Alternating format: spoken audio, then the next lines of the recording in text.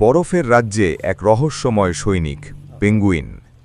দেখতে যতই কিউট হোক না কেন, এই ছোট্ট পাখিটা বরফের রাজ্যে এক নিষ্ঠুর যোদ্ধা। এই যে জায়গায় সূর্য হাসে না মাসের পর মাস, সেইখানেই পেঙ্গুইনদের জন্ম। তাপমাত্রা -60 ডিগ্রি, বাতাসে যেন বরফের ছুরি, কিন্তু পেঙ্গুইন ভয় পায় না। তাদের নেই কোনো বাসা, নেই গাছের ডাল কিংবা মাটির গর্ত, তবুও তারা এখানে টিকে থাকে, কারণ তারা জানে এই পৃথিবীর সবচেয়ে বিপজ্জনক জায়গাটাই আমার বাড়ি।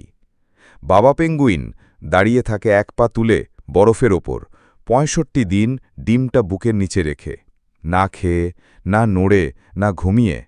মাঝে মাঝে মনে হয় ও যেন কোনো প্রাচীন অভিশপ্ত পাহারাদার, যে শতাব্দীর পর শতাব্দী দাঁড়িয়ে আছে নিজের সন্তানের অপেক্ষায়।